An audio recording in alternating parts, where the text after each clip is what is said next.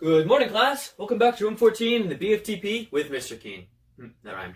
For those of you who forgot a syllabus assignment over the weekend, that is the Blast from the Past with Mr. Kuehn. And that's Kuehn, not Kuehn, not Kang. End of story. No questions? Good. Getting right into it, class, we're going to be talking about the Americas in the 1700s. Can anyone tell me what event specifically? It's an event that would say any communication throughout history. Yeah. Well, class, that would be the Boston Massacre, and behind me is the famous primary source image made by Paul Revere called Bloody Massacre. Today, we'll be doing a little bit more than just talking about it, but let me set the stage first. 1770, Boston Harbor, a town wrought with troops, taxes, and oppression from the other side of the world. Riots start over these taxes and oppression, and on King's Lane, British troops fire into an unarmed crowd of Bostoners, killing 5 of them. Paul Revere sees this, recreates it, and with the help of the Boston press, spreads his Bloody Massacre all over the 13 colonies. This helps to start more acts of defiance in Boston and will also eventually help lead America into the Revolutionary War. Sorry. The Boston Massacre happened on March 5th, 1770, Boston, Massachusetts. What's a little bit less obvious, though, is how it started. About 50 years prior, in the mid-1750s, Britain and France got into a bit of a scuffle over some trade routes in the Americas. This class is known as the 7 Years' War. You get 3 guesses as to how long it lasted. After these aforementioned 7 years, the victor of this war was Britain. But guess who's now broke? Also Britain. Thankfully, they have a freshly baked batch of 13 colonies ripe for the taxing. And the British Parliament was too keen on taxing their own muffins, seeing as how they had a rather steep price to pay as it was. So in order to avoid some form of governmental takeover, like what was happening with the French, they decided to start taxing their hub of the world, Boston. Now, class, for context, it's also important not to remember that not every colonist was loyal to the British crown. We know these odd few today as patriots. They were for the 13 colonies, not necessarily a new nation, but just from independence from Britain. And of course, the antithesis would be loyalists who still had familial or economic ties with the king. These names would become much more important later on, but before we go any further, I want to show you why I call this class more than just American history. You ready, Totem? Let's give him a show.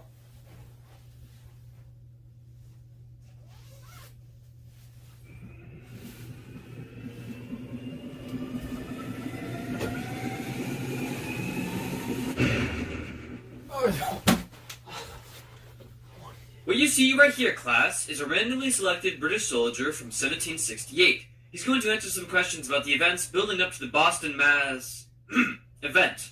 Boston event. Specifically, the Townshend Act and how the commoners are taking it. Take her away, sir. Well, I'm not quite sure who that bloke was. I can tell you that these acts were no mistake, and one Her Majesty thought them appropriate. You see, during the war with the Franks, we spent quite a lot of money on ships, gunpowder, and other wartime expenses, so we naturally need a way to make that money back, hence the Townshend Act. But when some of these ruffians like that John Hancock fellow start avoiding these taxes and dodging our brute squads, it makes things quite tricky. This Townshend Act, it taxes everything like paper, glass, and tea, you see. So when these ghastly men start to defy those taxes, we've got to do something about it, otherwise we'll never make that coin back. Which is why His Majesty sent me and about 4,000 other Toms to Boston to remind them why they live in a land called New England. And as expensive as that may sound, it would all be made up in time for tea. Because, well, yes, these Bostoners are not the kindest or best dressed people. They do make quite a pretty penny. With a lot of us, we numbered them 4 to 1. So I was quite confused when my captain told me to expect some heavy riots in the near future. These Bostoners may be daft, but they're not batty. Though it's not like we're strangers to conflict. Still, what about these rebel patriots does put me on edge. Our captain says that most of them joined because they lost their jobs and houses. Posh as it may sound, it's not like it's our problem. We're the ones who have to colonize here, and in my opinion, we own them, and therefore have the right to tax them. And if they disagree, I'll take them all back to King George myself. Oh, well, that's my captain in ranks. See you, class.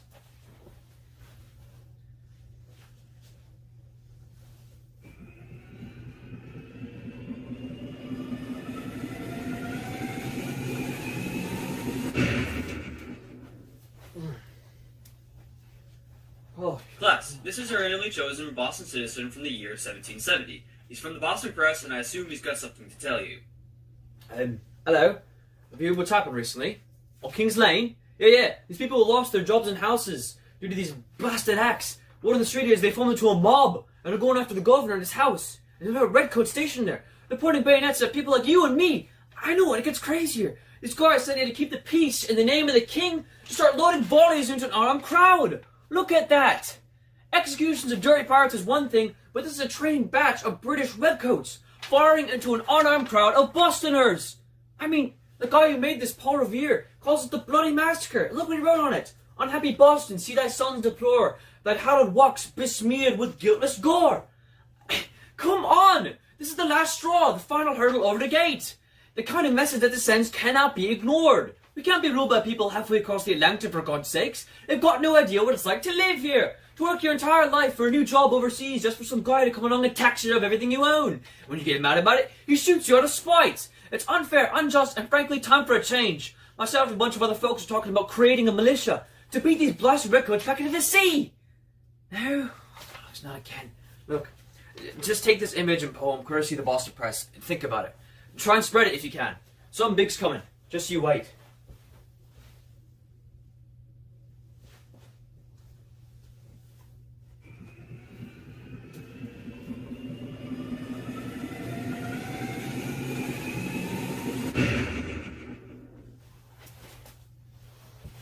This is an upper-class British member of the Parliament. He is one of many who partakes in debates about taxes and commercial activities. Oh, good morning, governors. What would you like to know about? The Boston Massacre! Why, I've never heard something so outlandish and silly. Haven't you read the papers? Seen the pictures? That's what's happened. These soldiers are heroes, defending our way of life against the uneducated masses. All this talk of revolution is poppycock. You must realise that at least half of Boston's population still has familial or commercial ties with the king. We've repealed the taxes on glass and spice and that sort of thing, but we've just kept it on tea, because much like taxes themselves, we'll always need tea. You see? That's probably, yeah, a letter from the East Indian Trading Company, no doubt on our recent success in taking back the colonies. What? They've just listed a loss of 340 crates of tea! That's over £1,000 gone! There's patriot rebels, that does it! We can't keep losing cargo like this! We have to shut down Boston. I don't care if hundreds, thousands, all of Boston's out of a job. We can't keep losing! Guard! Get the Speaker of the House of Commons! Tell him to start a meeting! We've got to shut down Boston!